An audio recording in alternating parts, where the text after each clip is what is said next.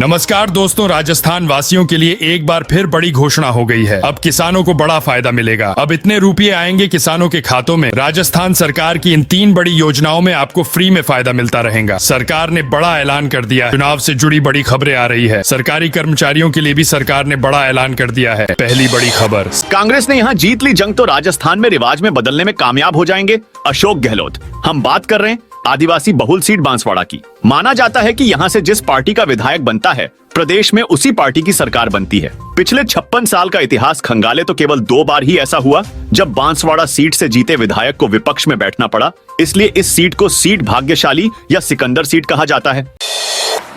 राजस्थान में होगा बड़ा उलटफेर। पार्टी के वरिष्ठ नेताओं का आकलन कांग्रेस बहुमत के करीब। सूत्रों के मुताबिक पार्टी के वरिष्ठ नेताओं का आकलन है कि प्रदेश में कांग्रेस की महिलाओं को लेकर आई योजनाओं और ओपीएस की वजह से करीब 15 लाख पार्टी को अधिक वोट मिले हैं। इससे कम हार वाली सीटों पर भी पार्टी की स्थिति में सुधार आया है। इनका मानना है कि कांग्रेस लगभग बहुमत के करीब पहुंच रही है।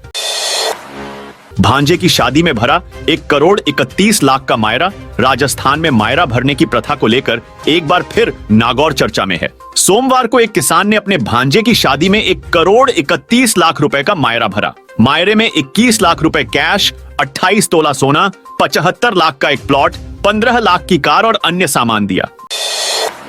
उत्तरकाशी टनल में मजदूरों तक पहुंचा रेस्क्यू पाइप। सभी को बाहर निकालने में लगेंगे 3 से 4 घंटे।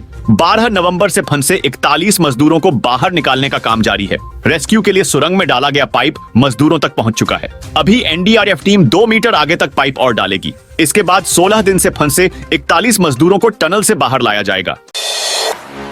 2 दिन पहले एक्टिव हुए पश्चिम विक्षोभ ने बारिश का नया रिकॉर्ड बना दिया। जोधपुर में पिछले 12 साल में इतनी बारिश नवंबर के महीने में नहीं हुई। जयपुर मौसम केंद्र के निदेशक राधेश्याम शर्मा ने बताया कि पूर्वी राजस्थान के भरतपुर, जयपुर और कोटा संभाग के कुछ इलाकों में अगले 3-4 दिन बादल छाए रहने और हल्की बारिश होने की संभावना है। राजस्थान के मुख्य निर्वाचन अधिकारी प्रवीण गुप्ता की तबीयत अब ठीक है। मंगलवार सुबह अचानक तबीयत खराब हो गई थी। उन्हें सवाई मानसिंह हॉस्पिटल की इमरजेंसी में लाया गया था। गुप्ता को सुबह सांस लेने में तकलीफ हुई थी।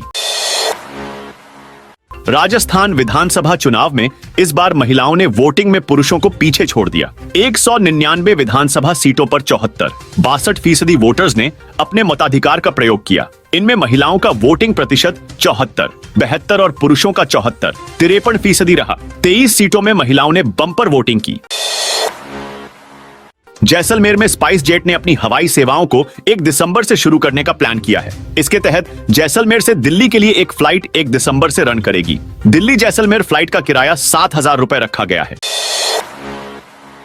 ज्योति मिर्धा समेत 3 के खिलाफ मामला दर्ज। जोधपुर में जमीन विवाद में नागौर से भाजपा प्रत्याशी ज्योति मिर्धा, उनकी बहन समेत 3 लोगों के खिलाफ उदय मंदिर थाने में धोखाधड़ी, कूटरचित दस्तावेज पेश करना सहित अन्य धाराओं में मामला दर्ज हुआ है। नागौर में रोडवेज बस बेकाबू होकर पलटी, 15 घायल। नागौर लाडनू राष्ट्रीय राजमार्ग के झाड़ेली बाईपास पर आज सुबह रोडवेज बस पलट गई। हादसे में 15 यात्री घायल हो गए। ग्रामीणों ने बस को सीधा कर यात्रियों को निकाला। मुख्यमंत्री अशोक गहलोत आज शाम को उदयपुर आएंगे। गहलोत यहां एक निजी कार्यक्रम में भाग लेने आ रहे हैं। प्रस्तावित कार्यक्रम के अनुसार मुख्यमंत्री गहलोत शाम 5 बजे हैदराबाद से उदयपुर के लिए रवाना होंगे। कुंभलगढ़ वन्य जीव अभयारण्य में आगजनी और आपराधिक गतिविधियों पर रोकथाम को लेकर एक पहाड़ी पर निगरानी स्तंभ, वॉच टावर बनाया गया है। यहां से वन क्षेत्र की निगरानी के साथ ही प्राकृतिक सौंदर्य भी निहारा जा सकता है। वॉच टावर से देसूरी कस्बे और हरिओम सागर बांध का खूबसूरत नजारा देखते बनता है।